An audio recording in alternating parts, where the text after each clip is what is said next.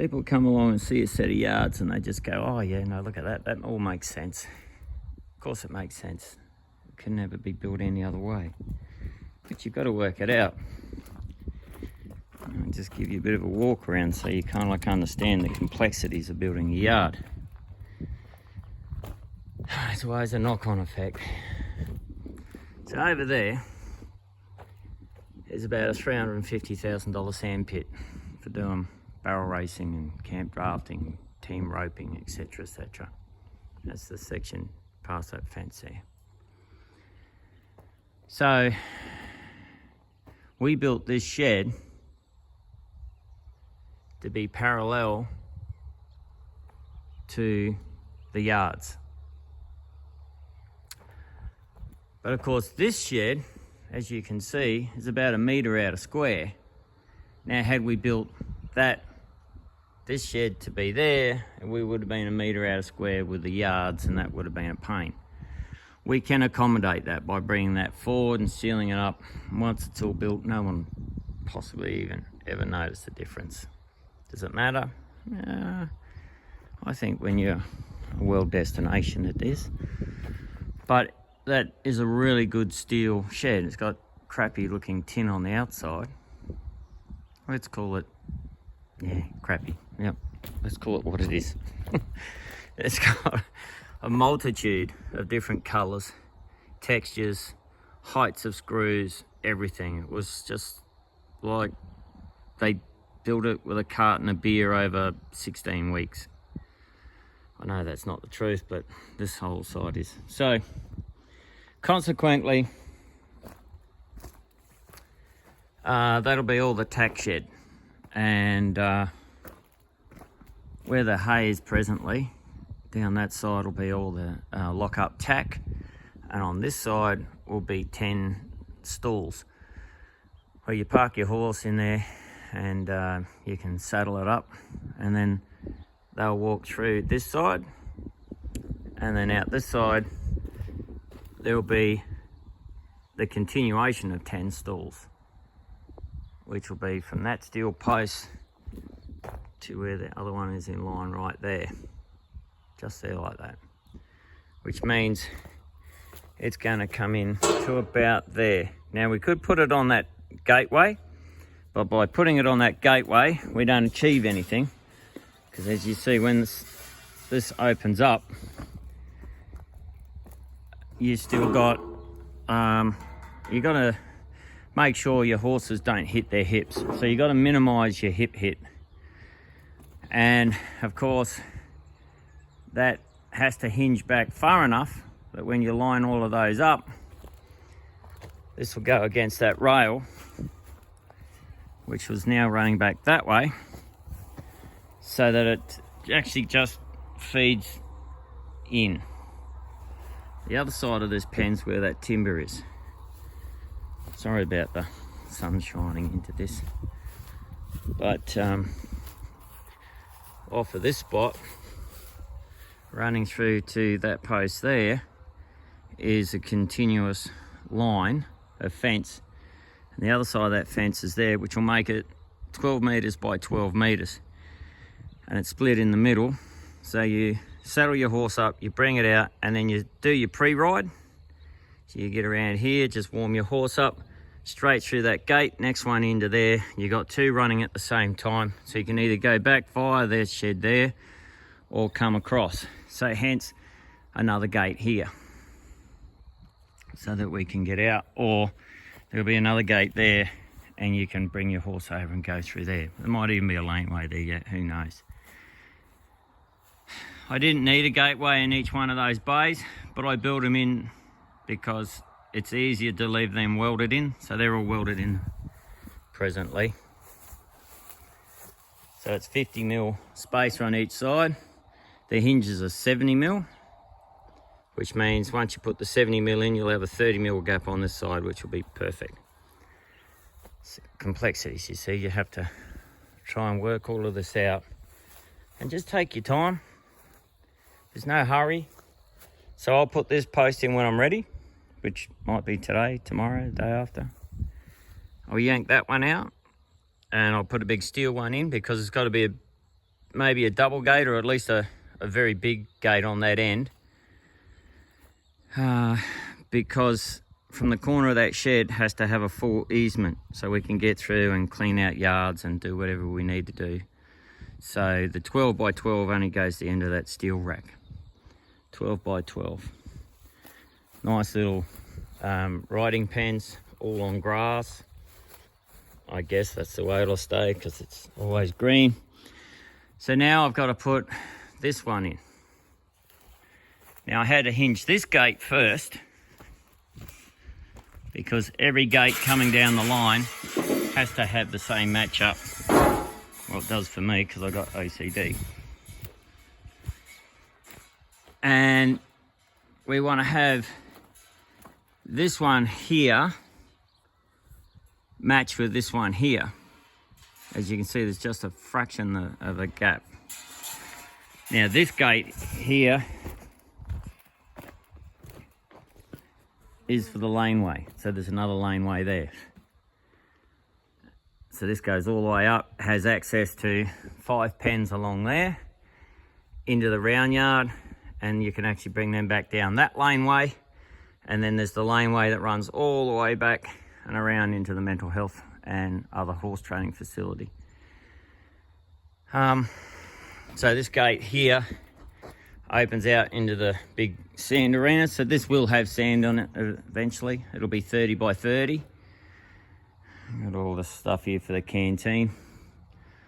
There's another laneway, and then there's a real big like livestock corridor on that side. Really don't know what we're using that for yet, but we're just leaving it open. Complexities. So once we've got that one height at the right height, it'll have a pin on this end because we don't want a chain banging around, because this is the riding arena. So you go into your pre-ride, and you come into your 30 by 30, and then you go out into your 90 by 50 or 80 or whatever it is arena. But you want it all to flow. So that gate post there, and whatever this gate post is, has to line up with, see that's a double gateway there. So that double gateway, and then there'll be another double gateway that goes out into the arena. So that actually turns into a corridor again. So that everything flows. If you want to run livestock without a rider, you can run them because the gates are in the corner. Always try and put your gates in the corner where you can. So everything always can come in and out. And the same, you know, you can come around out that side through that gateway or the next gateway into this laneway. So some of the complexities, you have a 75 mil, that's what these are, 75 mil. And then I have a 100 mil. So the 100 mil is a bit of an overkill. And the rest of the extremities all made out of 75 mil. Issue is that 75 mil, which has to go higher to put a gate cap on. So this will have a gate cap up and seal it across and down. You can either cut those to length, or when you get better at welding, you'll be able to just weld them in. That may have too much flex in it, even though portable panels are going to come into this and then come off of that. It's internal to this shed, so I don't really want to be concreting too much internal until I'm happy with the way the yards are set out. Once I'm happy that the yards are set out the right way, well then I can concrete everything down, but virtually you lose value of your shed if you start concreting stuff in here too much. But we're a purpose-built shed, so at some stage we'll concrete in. Complexities, hey? So now I'm standing here wondering, do I actually grade that back up? But if I do, I then have to move my hole as well. I'll have to dig out around that corner, which means I've got to mix more concrete. So instead of making that a $30 concrete hole, it'll be a $40-something concrete hole, or 50. And you do 10 of those $50 holes, you know, to start that up. Now, if we use the 100, well then that's out of sync with everything else that's in the yards. And those types of things really show out when you finish the job. I'll go for a quick walk. Got to move all of this in the next probably 2 weeks. So you can see how that laneway runs. That's a round yard up the end, and everything comes down. Each time you open a gate, it shuts that laneway off. And you can see here, this line coming across to there. That'll give us another 2 pens, and that gateway will come up to where I'm standing. So that's nice and level.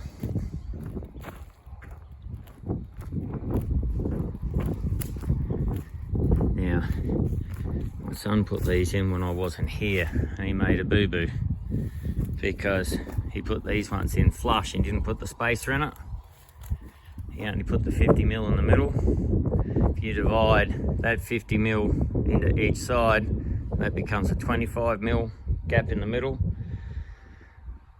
So I'm going to have to actually make hinges that go out, and yeah, it's a little bit of mucking around now. Not impossible, but I wish I didn't have to do it. But you can see these bat wings. These will swing out and they'll go out to the middle of this laneway, and there'll be another section which comes out. It'll meet in the middle of that laneway, and then you go straight into the big sand arena. And this is a livestock alleyway. So we've got to make covers for all these down pipes, mesh them out so livestock can't strike them, but you run your livestock up out of the round yard or run them around to do all your team roping and stuff like that. So yeah, it's a lot to try and run in. So, you know, you can't have that alleyway being a metre wider. It just doesn't work. So hence there's the knock on. It's the same with the house over there. We had to make that house perpendicular to the one fence, or parallel to both fences, so that it's squared up. And it mightn't seem much at the beginning, but when you do the whole job, it really makes a difference if it doesn't look like a Dr. Zeus scene. You see how all of those have got big caps over them now, especially those two over there. We had to extend them. They were not healthy at the height that they were at. So now that sets the height that everything has to be right through all the yards. Like we put caps over all of those gates there. You see those caps through there. That one's a bit different because we're restricted by the edge of the shed, so we had to have a compromise. It's still high enough that you can ride a horse under, but it's not the same height as everything else. So this one here has to go the same height as all the extremity ones because, well, we want to ride a green horse through there. We don't want to break a neck. We want a horse to buck 4 feet in the air and still not break a neck. And then, of course, we have to seal all this end off here with our portable panels. There's meant to be a set of yards. See that bay there? It's supposed to be another skinny set of drafting yards on that end. So when your livestock come off of the arena, they go in, you draft them out, and that gate just behind there goes into another laneway, which takes you all the way back around the back again. So, and where all that storage equipment is in that back there, like gates and etc., it'd be nice to turn into our little playground. You know, kids come in, or grown kids or adults go in there and ride your horse over the swinging bridge and, you know, all that type of stuff. Complexities, hey? And that's only talking 2 gates here. Anyway, have a good day.